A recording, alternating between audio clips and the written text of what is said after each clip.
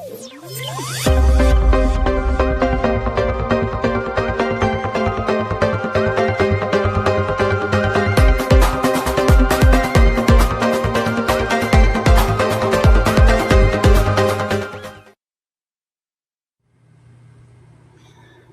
hello, viewers. Welcome to KDL TV Live tonight. Obviously, coming from Minneapolis, Minnesota. Today, again, as we promised in the past few days, we are privileged to have on the show for a one-on-one talk with Representative Pratt Tabke, who is obviously a representative for District 55A, which represents part of Shakopee. So we are hoping to have a lively discussion here over the next 30 or 40 minutes, and obviously appreciate you, Pratt, for coming on the show.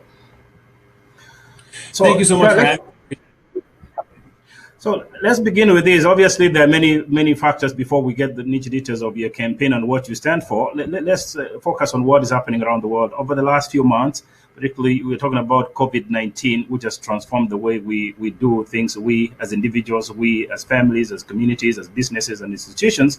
And this has really had the effects globally. But also, we'll get to that later. But also, let's talk about what has happened in the last few months, especially here in the state of Minnesota with the George Floyd killings. Obviously, as a human being, you react to this, and a good percentage of our audience who are immigrants here and Africans especially are very concerned about this. So you coming on the show and being the representative who's making history on our show for the first time, I think it would befit this discussion if we start by having your take on what your thoughts are about the murder of George Floyd and how that will inform your leadership going forward.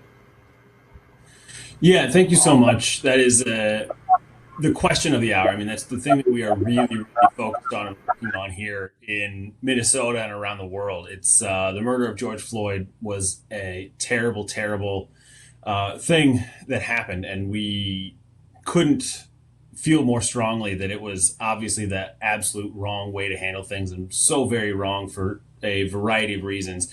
And we in the legislature, I was elected to the to be a state representative in 2018. And so we have been going back constantly in the legislature to really get work done, to get police accountability and police reform done, to make sure that the murder of George Floyd is not in vain, that we take and make sure to go in the direction of the people of Minnesota and the people of the United States and of the world, that this is the kind of thing that should not be happening. And we have to hold our police departments accountable, and we need to make sure that we have the right people in place, and that we're doing the right things. And I'm proud that last week in Minnesota, we passed a police reform bill that is not nearly as far as we wanted things to go and what we wanted to get done. But through the leadership of our People of Color and Indigenous Caucus, we were able to get a lot of work done that will make things better in Minnesota. We continue to build on it in the future. The next question for you was obviously this discussion about the police force and what should be done, whether it should be defunded or disbanded altogether. I mean, depending on the political side that you stand. So what's your position in that regard?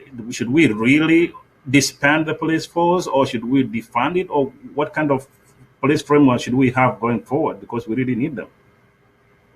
Yeah, I think there are major changes that have to happen in how we are handling policing in the United States. So in our community here in Shakopee, it's a 40,000 person community. We've got about 42,000 people in Shakopee, and we have a police force. And I used to be the mayor here, so I worked really closely with the police force, and we work really closely with our immigrant communities and have very close relationships to make sure to have solid community policing going on, and that we are able to handle and tackle issues that come up. But that's not the same way everywhere. And so we need to make sure that local jurisdictions have the tools and the ability to change things as they see fit. From the state level, we're not going to tell or probably even allow full defunding of police or anything like that. There has to be a certain amount of public safety, but those police also have to work for the communities. And it's really important that we communicate that, and we are very clear with what is happening going forward. Details of the issues that you stand for. I'm going to point to you that as soon as we had your flyer out within our immigrant community here in the Twin Cities, most of our brothers and sisters who live in the state, in the city of Shakopee, did call us and said they're so proud of the work you did in Shakopee. I think the motto for you was, as the mayor, the focus was to be Shakopee of the future. And true to that, you lived to that expectation. The fact is that Shakopee grew exponentially during your time. So the question for our viewers asking you, what drives or what motivates you to public service?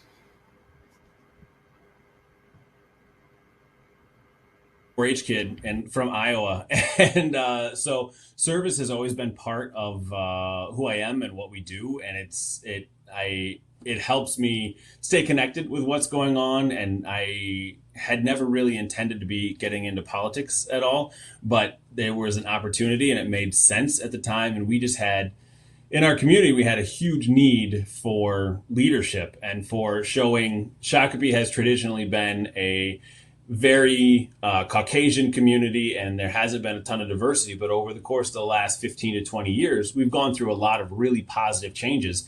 And our community didn't recognize who we had become and how we had grown to be a very diverse community. And we didn't have any representation from anyone from our Black and Brown and Indigenous communities in our city. And we one of the first things that we did was started up a diversity alliance and made sure that we had a summit to talk about who we actually are as a community and what we really care about, and to make sure that everyone in our community is recognized and heard and seen.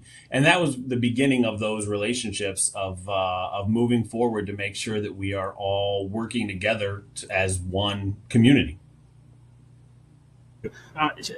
So, Brad, again, let's get to the details and issues that you stand for. And as you recognize, rightfully so, the immigrant population in the state is really increasing. And I think if Minnesota is not the topmost, at least it's one of the top and most friendly immigrant state in the nation. And I think with the growth of Shakopee and other cities, other suburbs across the Twin Cities, most of immigrants are looking for good places to live.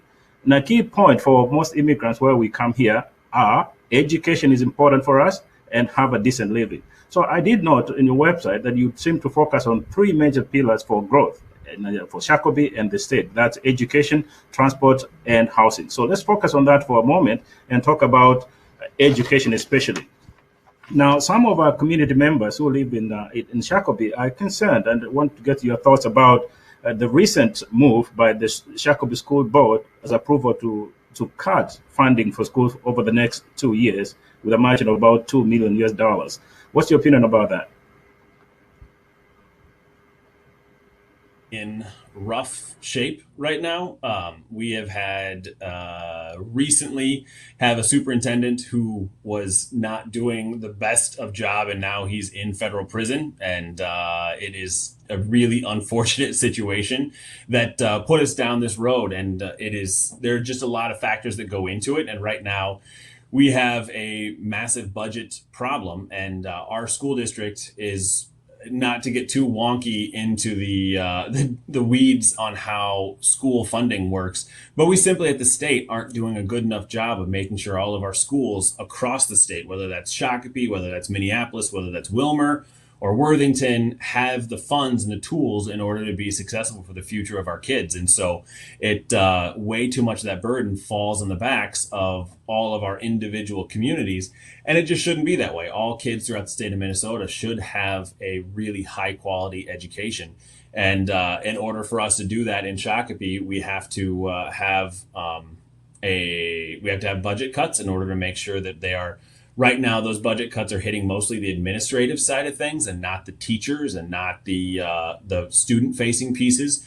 But if we don't pass a referendum this fall, then there are automatically, I think it's 48 teachers that get cut if we don't pass that in November. And so that's the only way we can move forward, because the state isn't doing enough to fund our schools and our teachers. So we'll understand that from an economic standpoint for the state. Obviously, the COVID-19 and many other environmental and economic factors will affect not the social, but also the economic decision that you have to make. But at the same time, also we recognize that as individuals, the residents of your area are also concerned about how much they can keep in the pocket and moving forward. So there's also a call from the community, or community members in your area, who are asking that there's also a move by the Shakopee public school system to reinvest in long-distance learning and private learning, which it might be unfamiliar for some of our population. There's also a proposal that in November, during the election of November, there's also going to be a request for, I think, $9 million cut over the next to increase, I think, operational expenditures. What is your take and opinion about that as well?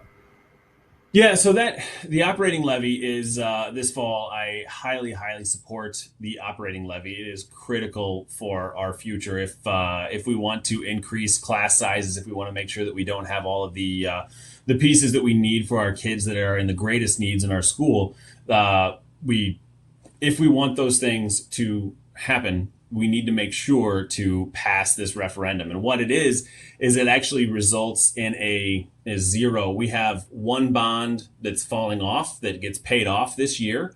And so what they're doing is they're filling that bond. So it could be a major tax, a property tax decrease, but because that bond, that for building, I don't remember which school building it was, but it's for the moral of the story is that our funding for schools is messed up and it doesn't take care of things the way it should. And so that referendum, if it were to, and it should pass this fall, will not result in a property tax increase. It will actually be a decrease right away, and it'll be slight increases over the fourth, fifth, and sixth and beyond years. And so it's a really smart way to do it. It doesn't do enough. They still have to make cuts, so they still have a hole that has to be filled. But if we don't pass that levy, it is really important. So, like, if you think about how Worthington, I know that there are many African immigrants in Worthington, and Worthington had massive, massive issues and is a high Hispanic population. They hadn't passed a school referendum in a really long time, and they were hurting, and it was hurting all the immigrant students exponentially more than the white students and the affluent students that could really take care of themselves, not take care of themselves, but they could, they had the money and the means to do what they needed to. And so it very clearly hurts our immigrant populations more than it does our classic white Minnesota populations that have the influence and the means to get things done and take care of have the distance learning and those kinds of things that are going on right now through COVID. I hope people will understand what you're saying. That here's another question for me. As you understand, immigrant population, we're here for a mission to live the American dream. And coming here, most people want education, and in part, what they do, I recognize that as well. Is a centerpiece of your campaign. Is that they do take student loans. There's also conversation about student loan forgiveness, and I think that is a discussion that is going on in the state of Minnesota as well. So, will you support for student forgiveness? If not, how would that look for the education going forward? Yeah, I would. At this point, I cannot support student loans. I would love to, but the state of Minnesota, we have massive, massive fundamental financial problems since COVID happened. And those were things we had the opportunities and abilities to do many, many things in our 2019 budget, and they got blocked left and right from the Senate, which is majority Republican. And so we had really great opportunities in our higher education bill and our education bills to make sure that we have more teachers of color, that we have more abilities and options for students, and for getting more immigrant population students into college and secondary school. We had, I believe, in our bill, we had free 2-year tech schools and things like that. And so that's the direction we want to go. I can't guarantee anything at this point because we have massive financial issues because of COVID in our state, and it's going to be really difficult to keep the lights on and meet while still making sure that we're meeting people's needs so that we can come out of this strong on the other end.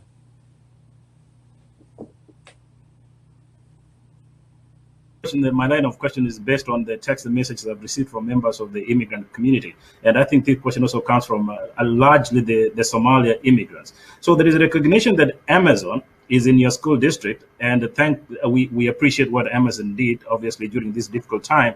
They've hired a lot of people, and most of them are immigrants and who live far from Shakopee. Just because they need a living, they have to move to Shakopee. But in the process of going down to Shakopee, your area, they are saying there are a lot of bottlenecks on the roads, particularly Highway 169. How will that be improved, and what's your take? What is the state doing in that regard? Yeah, so we have one thing that I did while I was mayor was we worked really hard on transit and making sure that we have transit connections. So a lot of the people that work at Amazon are riding the bus to get there from Cedar Riverside and other places where on the 495 bus. And so that we put in place to make sure that we are able to connect our business community in Shakopee. This was started well before Amazon came in, but that we are connecting our business community in Shakopee to the rest of the metro. And so it's the first time we've had transit that is connected every hour of every day of the year. And so it is a really good thing, but it's not enough. It doesn't get done everything that we need to. And so we in the House, so I'm the vice chair of the House Transportation Committee. And so we worked really, really hard on transportation and transit and having a solid mix of looking at the future. And so making sure that we're investing in electric buses and making sure that we're investing in electrification of our vehicles and different things like that for air quality to make sure that we are focusing on those kinds of things. But for 169 specifically, our House budget that we passed added a bus rapid transit line that would have gone from Shakopee up 169 to Highway 55 and down into Minneapolis, so people could have gotten to Shakopee a lot faster. But that's also an extra lane that's a min pass lane, so it's a metered lane to make sure that that keeps flowing and so that it is never backed up. And so there are really good answers out there. You can't just expand the highway because that doesn't work for the long term. That gives you more problems into the future and it's a waste of our money. So I'd rather use our limited financial resources on smart solutions that will help to mitigate congestion all year round. So, but I totally hear what they're saying. I sit on there all the time with everybody, and that is unfortunately just a fact of life of getting across the river. Okay, so good. So I did take a moment to look at your website, and apologies for making a critique on live TV. There was an emphasis on transportation, but there was no emphasis or talk of communication. Those are two slightly different but related aspects. And obviously, KDL TV is very appreciative of you making history as one of the first state representatives coming on the show. We appreciate you. So one of the concerns among us African immigrants, especially, is that, yes, we have mainstream media, WCC and others, but we in the immigrant community don't have a network like this one where we can use our language. Language is not just wording or accent. It also means the culture associated with the wording and the intonation part of it. So going forward, and the thing as you campaign, obviously you can't do this right now, but going forward, will you suggest or recommending supporting a situation where we fund networks such as this so that the increasing population of immigrants have also advantage of such kind of communication?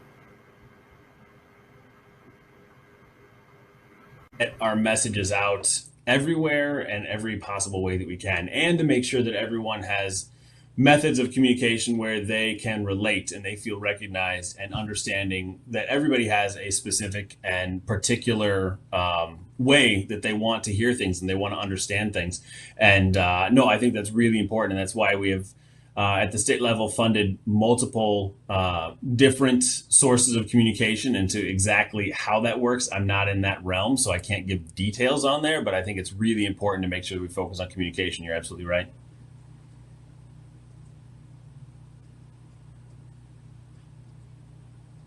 Is that part of what you're advocating for is housing. Obviously, most of our people, the way we work, we don't make a lot of money, but the moment we want to make sure we settle in a place that is comfortable. Shakopee is a good place to live. Thank you for the good work in Shakopee. You laid a good foundation, and that's why most immigrants are moving to that part of town. So, but the problem we have, in addition to transportation, is housing. And I did note that you're making that a centerpiece of your campaign, making sure that there's affordability of housing. So could you speak directly to immigrants? What are you going to do to make sure that our population as well, and as much as they want to live in Shakopee, they have affordable housing? Yeah, that is a critically important piece. And so making sure that housing is what we focus a lot on housing at the legislature for the past 2 years. And so housing was one of the major things that I focused on while I was mayor. Janet Williams, who was the mayor of Savage, she and I both worked really hard on housing and mental health issues to make sure that everyone has a place where they can live. Because here in Scott County, we have a significant homeless population, and it's not just people who are out unhomed, unhoused, but it's also families who are living in hotel rooms and in tents and in campers and campgrounds. It's a really important thing.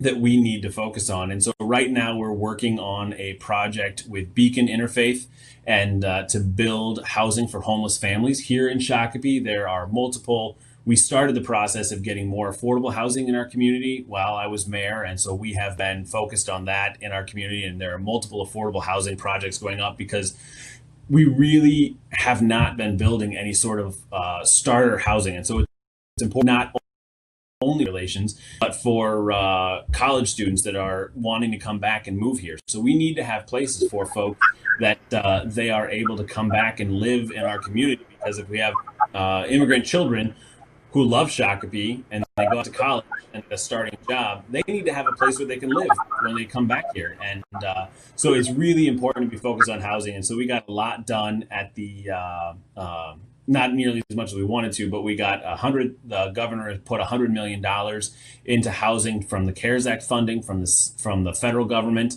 that will go across the state to help to build and improve housing everywhere. So there are a lot of programs like that that are in process and happening. But we were unable to get enough done for housing at the state level this session, which I think you're probably understanding a theme of where we've been and where we're going, is the state needs to work harder and smarter as to how we get this types of projects done.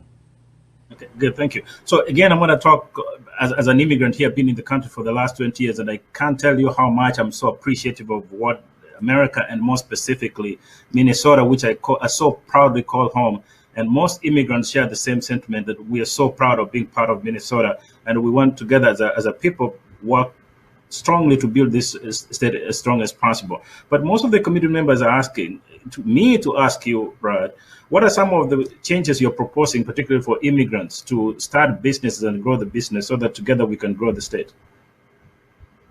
A really important one that we have just put together is since COVID, we know that there are many, many immigrant businesses that have been hit disproportionately hard from the COVID crisis, and making sure that we are keeping them propped up and staying viable in all of our communities. So we have a program specifically for immigrant businesses that they're able to get money from to keep their businesses up and running. It goes to there's a Hmong mall that is taking the advantage of it in St. Paul. There's a Somali mall in Minneapolis that's taking advantage of it. And we had really hoped to have a lot of work done for Lake Street and Midway and places that were devastated after the murder of George Floyd and the riots.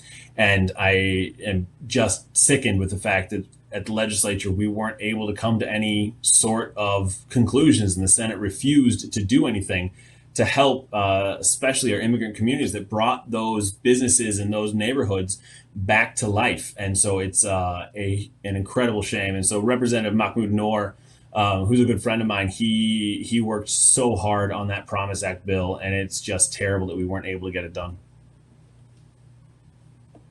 Oh, I appreciate again you bringing in the idea of George Floyd. Obviously, talking about George Floyd, we're not talking just about the individual, but we're talking about the historical aspects associated with George Floyd. And that brings me to the next question about racial inequality in America, and more specifically here in the state of Minnesota. One of the things that I tell you we the immigrants, love Minnesota about is the Minnesota nice culture. That I will tell you for sure. And after the call show, I will tell you what was when I came to this state. I love the state, and most people do. But I do take note of the fact that you mentioned, and I want to quote your own words on your website. You said it is unconscionable that Minnesota is second best in the nation for raising families and second worst in racial inequality. We must stop. We must stop just talking about this problem, but tackle it head on. So that's a very powerful statement, and especially that will appeal very positively to the immigrant population. We cannot just talk, but we must also really act. So here's a question for you. How are you trying to make sure that there is diversity and inclusion in your team, in the state, and also within the workforce here in the state of Minnesota? Yeah, that is a really great question, and it's not an easy one. And there are so many things that we need to do in the state of Minnesota, and there's so many things that we need to continue to work on. You are absolutely right that Minnesota nice is a beautiful, beautiful thing, but it has also caused us many problems where we are not always embracing new people who come into our neighborhoods and making sure that we are doing that. We this past session, we for the first time in the state of Minnesota eliminated racial covenants from property titles. And so it's things like that that have just a system of historic, systematic racism that has really kept and moved the state of Minnesota into multiple different layers of folks who are doing really, really well. And a lot of our immigrant population and a lot of our minority populations that are not doing as well as everyone else. And it plays out in all of the data. And I'm not the one to answer all these questions as a middle-aged white guy, but I do a lot of listening and I do a lot of working and talking with folks who have really smart answers. And with the things that we came forward with after the murder of George Floyd had a lot of those types of bills in it with again, Mahmoud Noor's ending cash bail. I mean, that's a terrible system for folks. We allowed police accountability by having our black and brown friends and neighbors being stopped at exponentially more times than white folks are. We need to make sure to address those and talk about them and say, hey, we love Minnesota and we love Minnesotans, but we have flaws and we need to fix them and we need to work together to fix them. And so I hope that we're able to have the conversations now of being able to do those kinds of things and move that conversation forward and get that type of work done. There are a lot of other things. I was a huge proponent and am a huge proponent of driver's licenses for all. I was really active and vocal on that bill, which isn't a politically great thing for me and our community. But it's really important that we make sure to take care of, we heard testimony from a lot of different, obviously Hispanic community members, but as well a lot of African community members whose visas have ended and things, who can't get a driver's license, and their families are suffering. And we're setting up and continuing to perpetuate those different tiers of where we're at in Minnesota. And we need to hit this head on, whether it's education and higher education, whether it's looking at the generational poverty that we have in our communities and making sure that we are actually, as a state, working together to not say that this is their problem or a different person's problem, that this is our problem as a state and that we are going to find solutions for it. Right. Thank you. I think some of the fact you come to realize about the African culture is that the art of conversation is what makes a man. So once by you making the decision to come to talk to us and have a conversation with us, says a lot about you, and we appreciate that. I'm sure most of our viewers do the same. So going forward, talking about immigration, obviously you also note, I think eloquently so, immigration is a federal issue where the United States is failing miserably. You quote miserably, right? Of course, I want to recognize, in as much as we have problems, and I don't speak on behalf of every immigrant, but I want to also appreciate that this country has provided a lot of good things that we probably didn't have.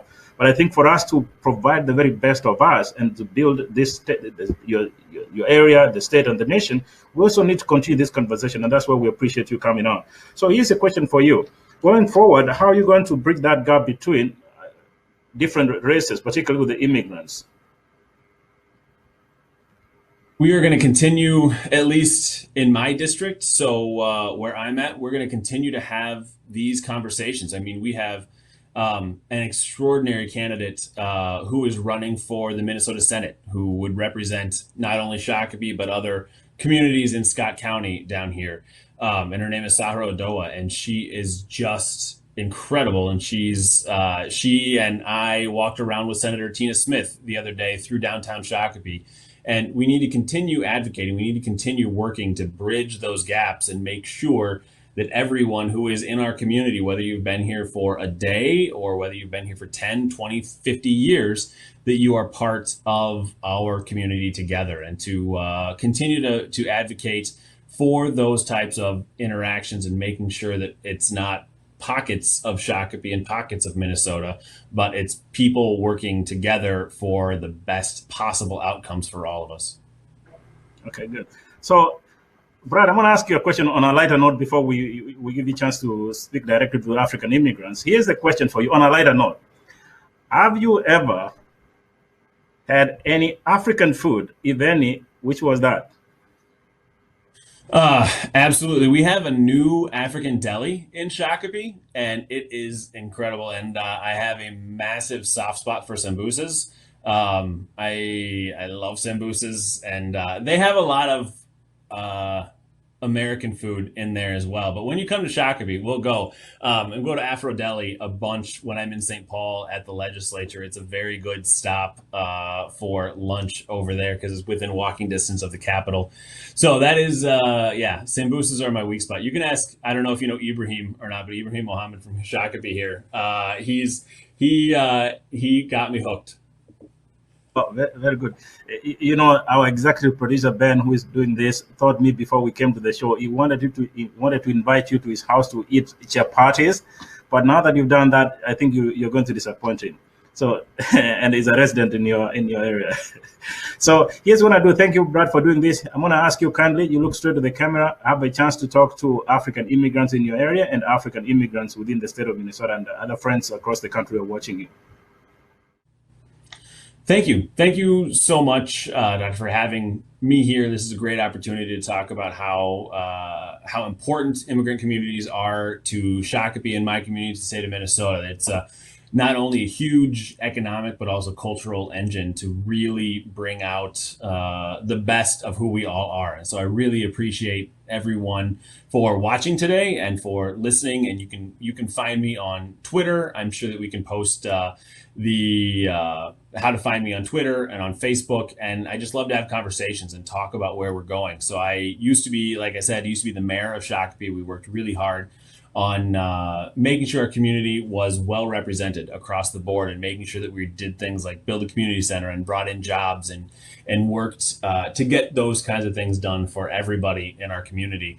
And then I was done. I ran twice and I won twice. Then I stepped away from being mayor and I was happy doing that. And then I ran again after that for this seat. And so I got elected in 2018 with significant help from our immigrant populations in Shakopee. And so I just really love everyone's support and the future that we see together. And so we're up for re-election here in 2020 and in November. And so I hope that I can have people's support, whether that be votes, whether that be donations, whatever that may be. I just am really appreciative of everyone we have here in Shakopee and Minnesota and want to continue that relationship so we can make it a better place for everyone's kids and grandkids in future.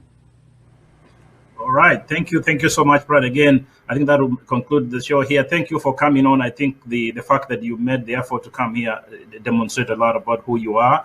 And that says it proves why the people of Shakopee elected you. And obviously the immigrant population will always remember you. KDL TV will welcome you anytime. So you're a friend and brother to the show. So thank you very much for coming. And we wish you nothing but the very best, you and your family as well. So, and for our viewers, thank you so much. Thank you, Brad. And for viewers, thank you so much for tuning in. And that was Brad, obviously representative from the Minnesota District 51A. And we obviously will welcome you next time. So for now, thank you very much. And Ben and company was working on the technical part of it. Thank you so much. We look forward to talking to you again tomorrow at 7 p.m. Thank you.